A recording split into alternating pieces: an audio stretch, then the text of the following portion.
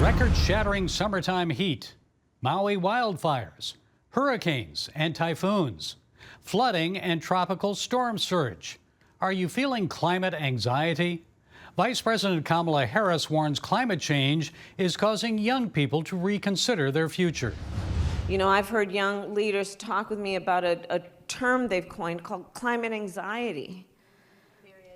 Right? Which is fear of the future and the unknown, of whether it makes sense for you to even think about having children, whether it makes sense for you to think about aspiring to buy a home, because what will this climate be?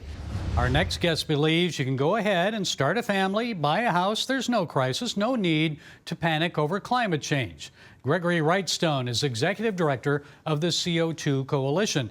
Greg, it's good to see you again. So all these recent weather events are causing climate anxiety. So what do you tell young people about global climate change and the world's future? Well, let's just summarize what you said. It's hurricane season, and we have hurricanes. It's fire season, and we have fires. And it's summer, and it's hot. These things have happened before, and they'll happen again. This isn't, and we're not seeing anything unusual or unprecedented. And in fact, these children are being fed a completely fake story of this climate crisis.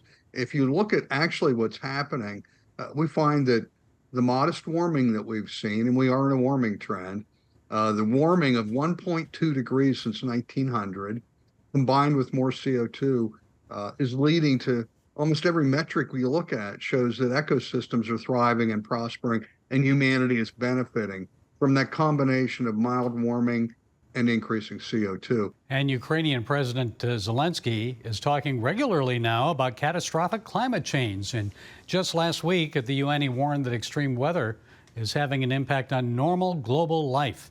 Some critics of climate change hysteria say, move over Greta. Zelensky's now the new poster person of the movement. So what do you think? Yeah, well, he just wants more funding. He thinks we need to end the war against Russia quickly by letting them win it and giving them more money, more arms, so that the world and the world's leaders can focus on really important problems like the non-existent climate crisis. I'm going to call him out on that.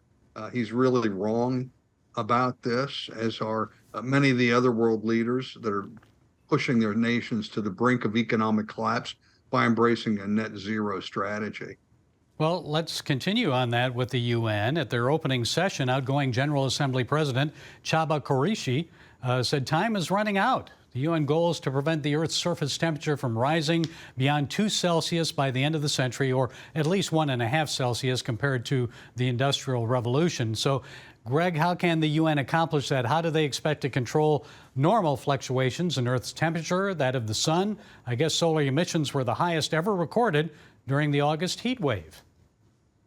Oh, well, let's explore this. Most people talk about it. We can't let it get at 1.5 degrees Celsius warmer. Well, that's actually 1.5 degrees Celsius warmer than what it was at the beginning of the Industrial Revolution.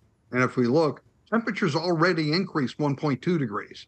All right. So what they're warning us about is actually 0.3 of a degree Celsius or half a degree Fahrenheit. When you look at things like this, all of these things just seem so ridiculous. Well, World Weather Attribution scientists released a report recently saying human-caused climate change played a big role in the flood tragedy in Derna, Libya. The people there say the government neglected to maintain those 2 dams that burst. So what do you think? Global climate change, they caused the flooding in Derna? Well, there's no documented increase of those storms. It wasn't an unusual storm that hit there, but they happen periodically. But again, yes, you're right. It was the infrastructure that had been ignored for many, many decades that led to that. It wasn't that the storm caused it; it was the dam collapse that killed all those people. And so what we see is actually there has been a slight rise in precipitation over the last 100 or so years. That's true. It's a modest rise in precipitation, but that's actually leading to healthy growth of crop. Crops need a little bit more. That's certainly more beneficial than what would a drought be. The U.S. is fast approaching an election year. What do you expect to hear from the candidates on the issue of climate change? Is How should we respond to that? What do you expect? Well, I think that my advice is we should use all of Earth's resources for the betterment of mankind and do it as good stewards. Now, by using all of Earth's resources, I think we need to look critically at these renewable sources like solar and wind. And when I say do it as good stewards, we'll find that actually the green energy sources that they're talking about aren't very amenable to Earth's environment. We're finding that the cobalt's being mined by young boys in the Congo, and the solar panels are being constructed by Uyghur slaves in China.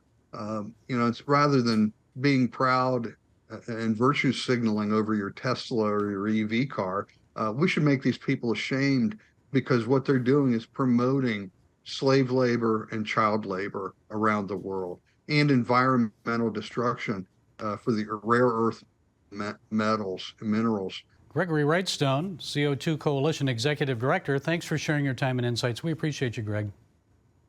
Thank you, Gary.